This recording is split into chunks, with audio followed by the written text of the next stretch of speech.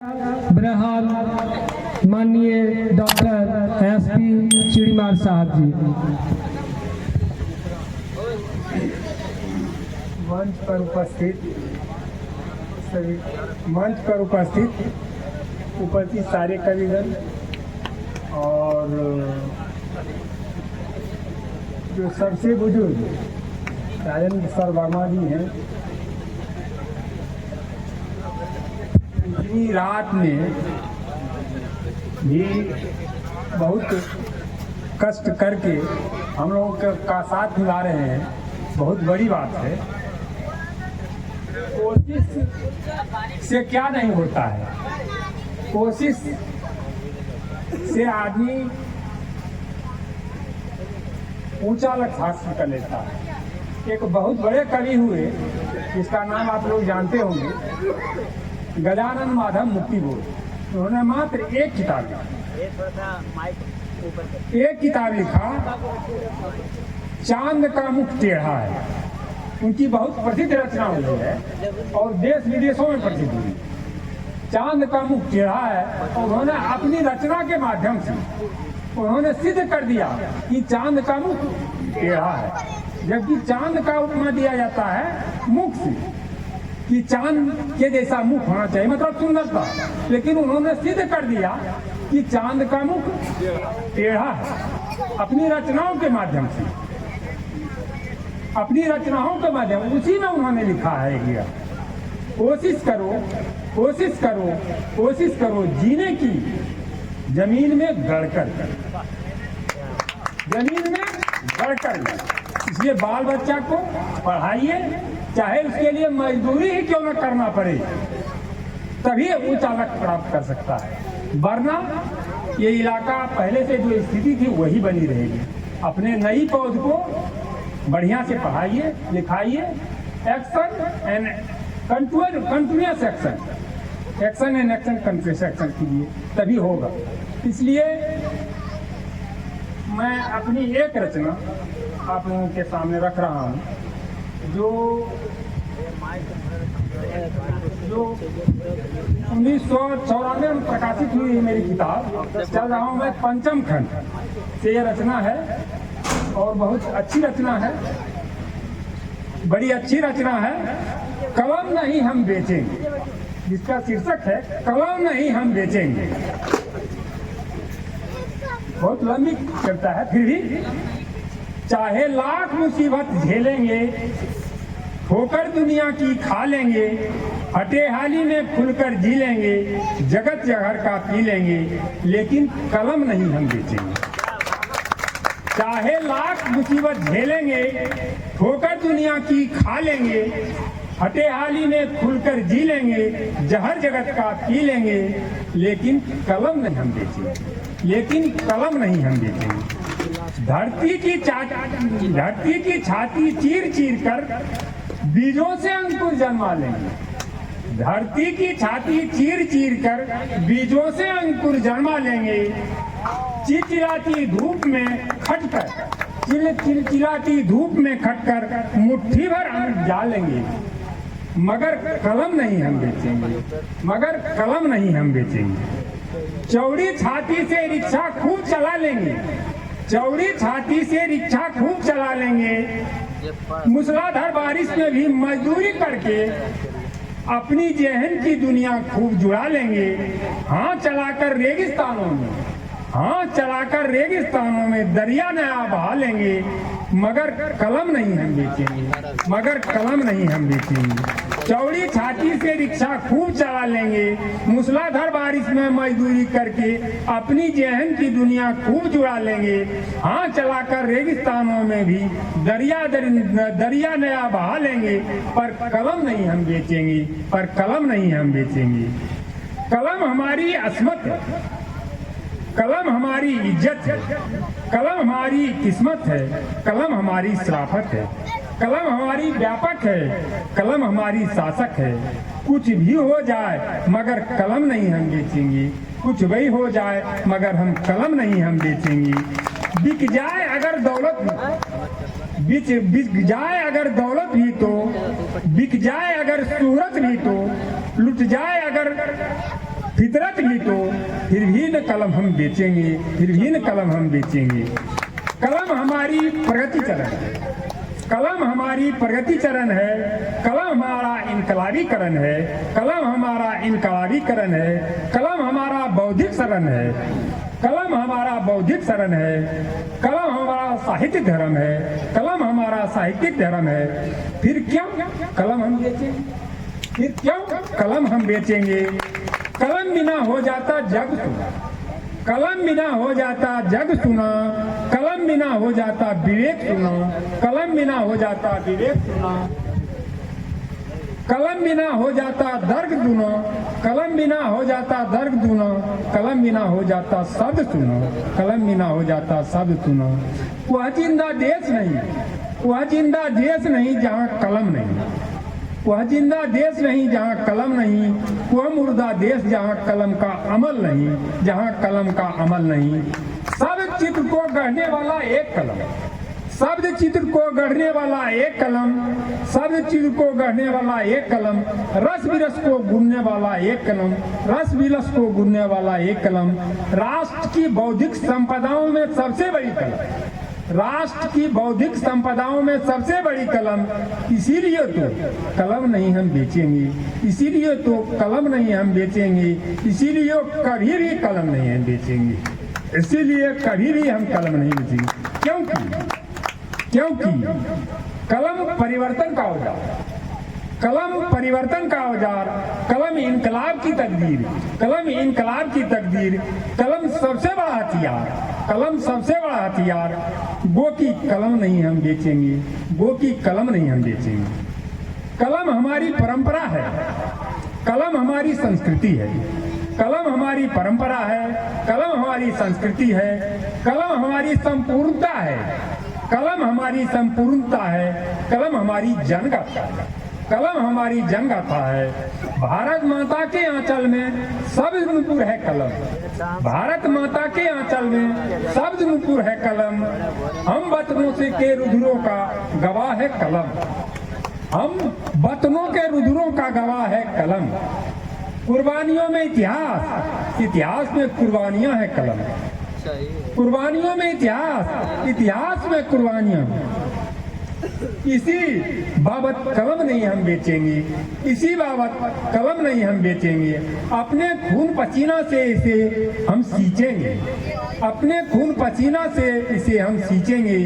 जब जब कलम पर हुक पड़ी है, अंतिम कड़ी है, जब जब कलम पर हुक पड़ी है, शासन सत्ता थर्राई है जाने मन, शासन सत्ता थर्राई है जाने मन। शासक जब जब बौराया है, शासक जब जब बौराया है, कलम दाव में टूट पड़ी है बहुत कुछ कहने को, कलम दाव में टूट पड़ी है बहुत कुछ कहने को। चाहे लाख मुसीबत झेलेंगे, ठोकर दुनिया की खा लेंगे, हटेहाली में खुलकर जी लेंगे, जहर जगत का पी लेंगे, लेकिन कलम नहीं हम बेचेंगे, लेकिन कलम नहीं हम बेचेंगे। साथियों, आज का जो आयोजन हुआ, काव्य आयोजन, बहुत मर्मस्ती रहा और लोगों के बीच प्रभाव डालने में भी कामयाबी के तौर पर रहा है। इसलिए हम चाहेंगे कि आप लोग ऐसा आयोजन करते रहें और करके समाज में एक संदेश जाए कि परिवर्तन का औजार अगर बनाना है, नई पौध में कुछ रोशनी देनी है, दीप से दीप जलाना है, तो शिक्षा को पकड़िए। और यहाँ तो हमको लगता है कि नेताओं को तो कोई दशा रहने दिया नहीं, नेताओं को तो कोई दशा रहने दिया नहीं। फिर भी हम लोग चाहेंगे कि नींव में तो आप ही लोग हैं, मुखिया, सरपंच, वो संसद जो है उसका सबसे निचला कड़ी यही है। तो जरा सा आप लोग ईमानदारी से काम कीजिए तो ज़्यादा बेहतर होगा। और तो कुछ कहना नहीं है, कोई किसी के कर्जे में नहीं है, न कोई किसी के काला में।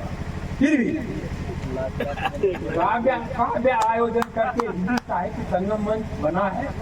आप लोग कोशिश कीजिए कि इसमें निरंतर वृद्धि हो। हमारे वरिष्ठ अध्यापक राजेंद्र प्रसाद वर्मा जी मंच संरक्षक हैं, साथ साथ मैं भी हूँ। कोशिश करूँगा मैं शब्द मुक्ति के द्वारा कि इसकी दुगनी प्रगति हो। पागल जी हैं, सुधीर जी हैं और निरंतर वृद्धि हो। मैं तो साहित्य के माध्यम से काम कर ही रहा हूँ, जहाँ भी हूँ। एक रूम में ही रहता हूँ, एक रूम में बंद रहता हूँ, साहित्य का काम करते रहता हूँ। तो आगे भी मैं जहाँ तक होगा करूँगा और चाहूँगा हिंदी साहित्य संगम मंच जो चानन की धरती पर है वो उत्तरोत्तर ऊंचाई के उच्चतम शिखर तक पहुँचे।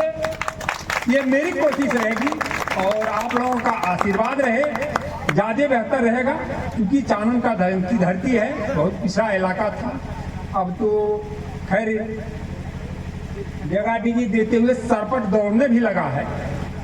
नौकरी में भले नहीं आया है लेकिन सरपट दौड़ने लगा शिक्षा के मामले में।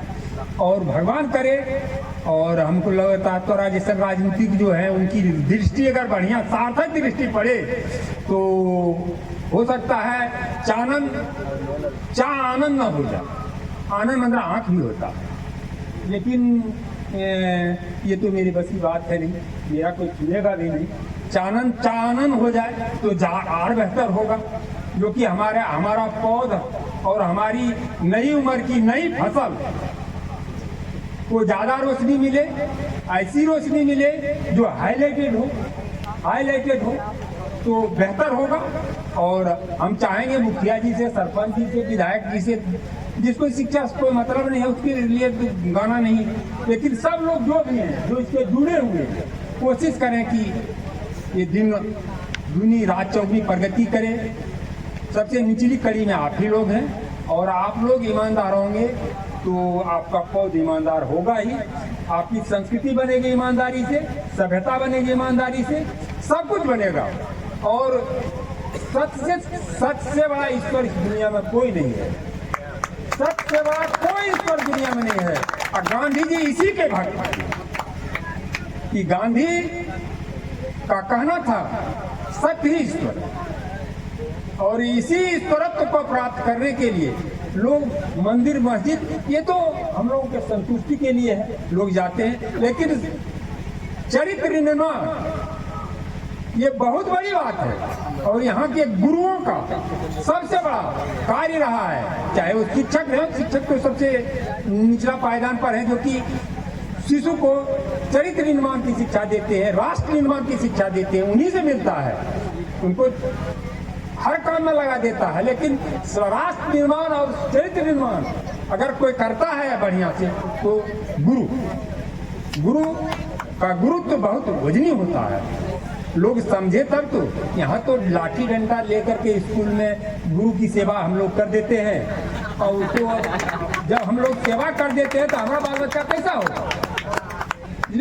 गुरु की जो गुरुत्व है उस गुरुत्व को आप लोग बरकरार रखिएगा तब ने। राधा कृष्ण का फोटो राधा कृष्ण का फोटो अचानक आ गया था किताब में। तो राधा कृष्ण बड़ी गरीब परिवार से आए थे, डॉक्टर सर्वपल्ली राधा कृष्ण, जो कि एक छोटे परिवार से आकर के वो राष्ट्रपति तक, उपराष्ट्रपति होते हुए राष्ट्रपति तक की गरिमा और विदेशों में उनकी बहुत मर्यादा थी, उनके ज्ञान की बहुत बड़ी मर्यादा थी, शिक्षा में वो वजन और उसको बनाने वाले शिक्षक की वो मर्यादा। लेकिन आप लोग तो मर्यादा तो बढ़िया से करते हैं, बढ़िया से इलाज भी बढ़िया से कर देते हैं गुरु जी का, तो आपका बाल बच्चा कैसे होगा? तो आप लोग नींद में हैं, सरपंच भी नींद में है, मुखिया भी नींद में है, और एक कड़ी और तय किया है, पंचायत समिति भी नींद को बना दिया है ना? वो दोनों के बीच का कड़ी है। तो आप लोगों की इच्छा पर निर्भर है कि कैसे समाज चले। हम लोग चाहेंगे तो समाज चलेगा। अब तो मान लीजिए राजेंद्र वर्मा तो अब एकदम अस्ताचलगामी सूर्य की हुए, कब तक रहेंगे? जब तक हम हैं तब तक मार्गदर्शन करेंगे, बाकी बेचारे। तो ये स्थिति है। अब तो इसीलिए कहा गया है कि यूथ में सबसे बड़ी शक्ति होती है, युवा ही इस देश का भाग्य होता है।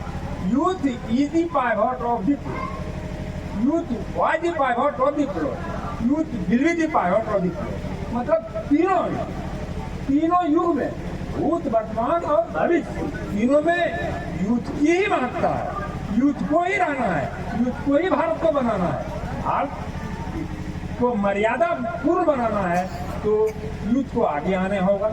चाहे हमारे बहुत पहले चंद्रशेखर भूतपूर्व प्रधानमंत्री वो भी यही कहते कि इस देश में मात्र 5% आगे ही सही है। इसको सत्यम शिवम सुंदरम तीनों रूप में जिसको ढांचा में दे रहे तुम्हें मात्र 5%, 95 में कहीं न कहीं 1% गड़बड़ी है तो है। 50 लोग तो लगता है कि गड़बड़ी है खाली है, और उसके पीछे हम लोग नहीं जाएंगे तो हम पढ़ ही नहीं सकते। तो क्या कीजिए, देश को चलाना है, अपने चलाना है, तो बहुत टंग की बात है। समाज में रहना भी है, बहुत मुश्किल है। फिर भी इन्हीं शब्दों के साथ मैं चाहूँगा कि अपनी वाणी को विराम दूं और चानन का चंदन अगर उसकी मर्यादा बरकरार रखना है तो मार्गदर्शन लेते चलिए, वरना अपने ढंग से चलेंगे तो गुरुत्व की गरिमा नहीं रह पाएगी, गुरुत्व नहीं रह पाएगा।